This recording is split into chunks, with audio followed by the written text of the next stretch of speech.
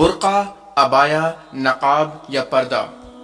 اس کو کس لیے بنایا گیا تھا؟ اس کو اس لیے بنایا گیا تھا کہ آپ کے جسم کی نمائندگی نہ ہو۔ جب آپ برقع، عبایا، نقاب یا پردہ کریں یا پہنیں،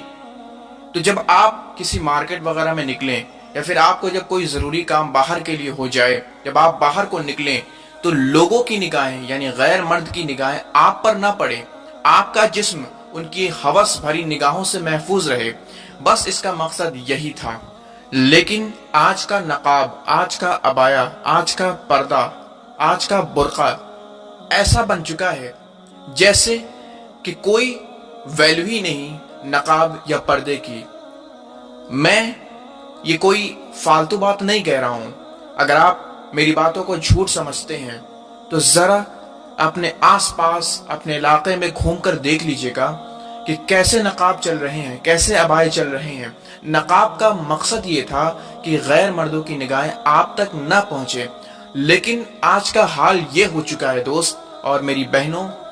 کہ اگر ایک نارمل لڑکی جاتی ہے، مطلب ایک سمپل سا اس نے ڈریس پہنا ہوا ہے، کوئی اس نے پردہ بھی نہیں کیا ہوا ہے، تو خاص کچھ مردوں کی نگاہیں ان پر نہیں پڑتی ہیں، لیکن وہیں ایک عبائے والی عورت، ایک برقعے والی عورت جب گزرتی ہے تو سارے مرد اپنا کام دھام چھوڑ کے ساری کی ساری نگاہیں اس عورت پر پڑنے لگتی ہے، کیونکہ اس نے ایسا بھڑکاؤ، ایک ایسا خوبصورت، ایک ایسا جس کو کہتے ہیں نا تڑک بھڑک والا برقع، عبایا بنوایا ہوا ہے اور پہنا ہوا ہے، جس کی وجہ سے ساری کی ساری نگاہیں، سارے مردوں کی نگاہیں، غیر مردوں کی نگاہیں اس پر پڑتی ہے اور وہ بڑے شان سے گزر جاتی ہے، بڑے شان سے چلی جاتی ہے۔ اس پر ہمیں غور کرنا چاہیے دوست اور میری بہنوں کہ آپ کیا کر رہی ہیں۔ برقعے کا مقصد خوبصورتی کو دکھانا یا اپنے جسم کو دکھانا نہیں ہے، اپنے جسم کو چھپانا ہے اور مردوں کی نگاہوں سے بچنا ہے۔ بس برقعے کا مقصد، عبائے کا مقصد یہی ہے۔ اس لیے کپڑا بنوانے سے پہلے، برقع بنوانے سے پہلے ہم مردوں کو بھی میں یہی صلاح دے رہا ہوں، میں یہی بات کہہ رہا ہوں کہ کوئی بھی کپڑا وہ بنواتے ہیں یا پہنتے ہیں، اس سے آپ کو تھوڑا سا یہ سوچنا چاہیے کہ کیا آپ کے جسم کی اس سے نمائندگی تو نہیں نہ ہو رہی ہے، آپ کا جسم اس سے ظاہر تو نہیں نہ ہو رہا ہے، آپ کی شرمگاہ کی حفاظت صحیح سے ہو رہی ہے یا نہیں۔ اگر آپ ایسا کپڑا پہنتے ہیں جس سے آپ کی شرمگاہ بالکل ظاہر ہوتی ہے تو وہ بالکل آپ کے لیے صحیح نہیں، بالکل آپ کے لیے جائز نہیں ہے۔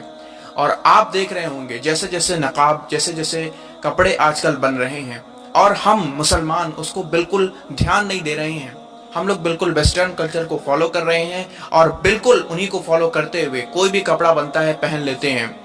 آج کل مردوں کی حالت بہت زیادہ بری ہو چکی ہے، جیسے جیسے جنس آ رہی ہے، جیسے جیسے کپڑے وہ پہنتے ہیں، سمجھ میں نہیں آتا کہ وہ لڑکے ہیں یا لڑکی، ایسا ایسا وہ ڈیزائن اپنے آپ کو کرواتے ہیں اور بنواتے ہیں۔